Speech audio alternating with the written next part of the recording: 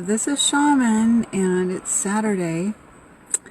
Luna and I and Pablo are gonna take off and go walk ourselves around the beach a little bit. But I'm sitting in my car, I'm not driving, and I thought that I would see who's picking up right now. I mentioned a couple of times in my posts about wheat, about thyroid, and about anxiety, about domestication that's going on in the world today. Now, why are these things so important? Well, they're really important today because a lot of people are wondering, where is their next meal going to come from? How are they going to eat? How are we going to put gas in our car? Hang on, Pablo, we're going to stay in the car. I set up my little tablet here in my front yard in my car because it was kind of comfortable just not to have to hold it and move it around a lot. So I hope that you can see me okay. I know there's a little bit of a shadow because it's a little after 5 o'clock. But here's what's going on. Here's a story of a real live person who's close to me right now.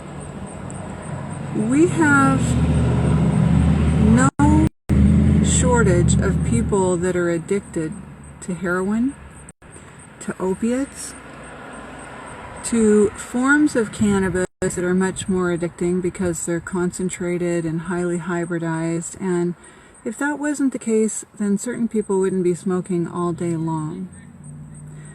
It's another reason why I did a YouTube video. Welcome who's ever coming in and out. Hopefully you can get, you're picking up now. The difference between actually healing anxiety and treating it with cannabis. So let's keep going, particularly on someone who's addicted, how that would end up happening. This is pretty important. So I dug around, I did a lot of research. I found out that around the time of the Cold War, 1942 specifically, about 500 German soldiers were transferred over to the United States. I was in California, born in 1961, but my mother was born in 1942, and my grandmother took her from Minnesota to California, and that's how our family got out that way. Those particular 500 German soldiers started developing, because they're so fond of experimentation, ways to experiment with the human public that they see as a consumer. A consumer is someone who buys products and services, and someone who's seen as utility. There's a philosophical concept that I learned from one of my professors called utilitarianism, and that means that you begin to see strictly the utility in someone, and that's kind of what a lot of you all have been calling someone in your life that's a narcissist, and they're only out for themselves. But you see, since the Nazis started having you eat their wheat products, which were intergrossed, they were bred selectively to be incestually bred with plants, parents of their wheat predecessors over and over, to develop a dwarf type of a strain. And you can read more about this in a book called The Wheat Belly. So let's just say that someone is 23 or 25 years old today. They're having a lot of problems. It's gone beyond migraines and brain fog, and now they're into addiction and everything's going on. Sometimes they're just too headstrong to actually change their diet and stop eating wheat. It's on every corner. It's the favorite drug of the Nazis, if there ever was one. You've got muffins, tortillas, Subway sandwiches, donuts, Dunkin' Donuts. Everywhere you go, wheat is on every corner. It's the favorite drug. It's what they're using on you.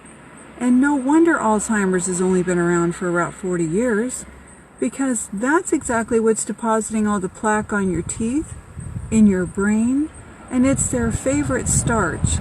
It's been specifically, scientifically modified and manipulated to addict you, to give you a bloody digestive lymphoma in your gut. You used to call them ulcers in the 70s when I was a kid. And you see, I dig around and I research every single day. And I mean every single day. I've read hundreds of books. I've taken tons of courses. I've got umpteen jillion certifications, and they don't mean a damn thing to me. Let me just be perfectly honest.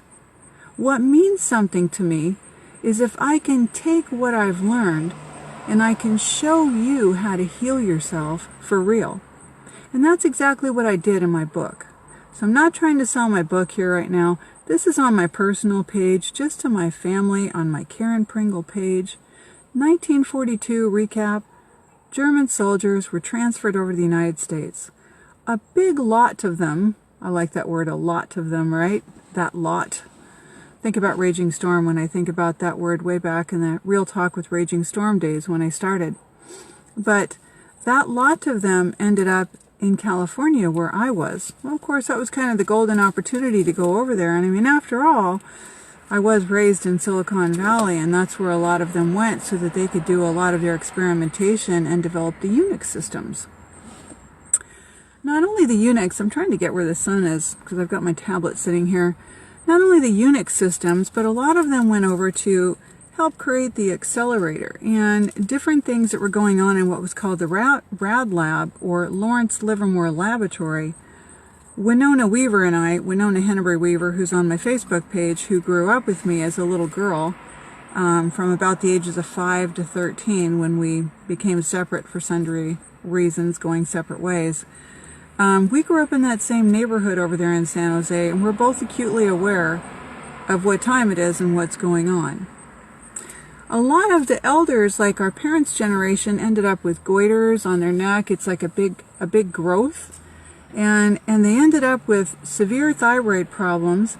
Yet, if I would go to a doctor and speak about my son having hyperthyroidism, which a lot of males have, the doctor laughed at me when I made the correlation between the emotional components and the mental components in hyper or hypothyroidism, but they're real.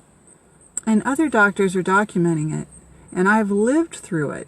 I've lived through that. So the Nazis have been experimenting since 1942 in the Rad Lab in California, manipulating your food industry, your wheat, your dairy, the factory farmed animals. And that's why I stopped touching that stuff 33 years ago. And now I have close family members that have thyroid cancer.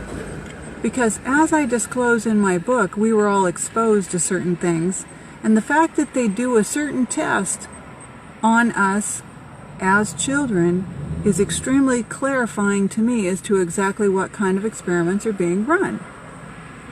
So I took my legal hat, the me that was in the legal field for, trying to find a place where you can see me a little better, for nearly 18 years. I mean, I had my own office in judges' chambers. I worked for the district attorney. I wish I could tell you that I got really fabulously rich from it, but I didn't. I was still just a lowly paid serf, if you will. But I developed phenomenal research techniques and skills, and I transferred those into, for the last 33 years, just really digging and finding clues, finding what was really going on. And I spent a whole lot less time partying, sexing, getting high, because I'd already been smoking cannabis since 1975, and I'd already built the neural pathways within my brain. I already understood the powerful apoptotic that it is, and I can access it myself now, long story short. The Nazis are behind all of this. They're behind staging all of these little pretenses that you see going on right now. They're behind creating the scarcity and lack. And they're behind the trolls that are disrespecting me and many other people that actually have real clues and healing to bring to you. They are making sure that you go to websites, or that they write that we're charlatans or that we're frauds or fakes or whatever it is, because they want to make sure that you stay in fear and that you stay sick. Look it up for yourself. Everything that went on over in the German Holocaust, okay, was a drug-making facility by Bayer Corporation, the same people that are genetically modifying the cannabis, the medical marijuana today, which is precisely why I rarely smoke anymore. Rarely. I will on occasion, but not so much anymore. I need to have my wits about me because I take my mission to be extremely serious. I'm powerful. I'm intelligent, and my brain works exceptionally fast, and so does my intuition. And it does so because I learned some really key points that I put in my book that I'm going to share with you too. I'm 56, I don't use any medications, I have no diagnosis, not mental, physical, or emotional. And I've walked out of a doctor's office after being told that I had ovarian carcinoma, asthma, allergies, and everything else that the rest of the people have. I don't paint my fingernails. I don't wear anything besides a little bit of eyebrow pencil, because when you have thyroid issues, as we all have for the same reason, the food industry and the radiation and everything we've been exposed to, and I lay it out flat in my book. Then of course, we got to kind of pencil in our eyebrows a little bit. I'm natural, I'm ITAL, and I've been on this path for a long time. I telepathically communicate with the animals. They're my best friends. I can live by myself. I've lived in a quiet home since 1985.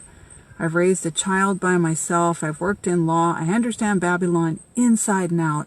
And I'm long past the ego of having to scan my abs and get you to think that I'm sexy so you'll give me 1,000 likes and circulate this to all your friends. You're either going to pick up on the fact that I have real medicine, or you're not. And you know what? It's really sad, but where we sit right now in the world, the majority of the people are still turning on the news, Fox and CNN. They're still going to the doctor to pull out blood out of their arm and get checked and get scanned up all the time. And there's really only 1 or 2 or 3 tests that you really need to have done. The rest of it, you become your own physician. Now, it makes it particularly hard when our children went to schools and commingled with other people, and they honestly believe that only the doctor can tell them when something isn't right with their health. That the food system that's being sold in the supermarkets is absolutely okay for them when it's not.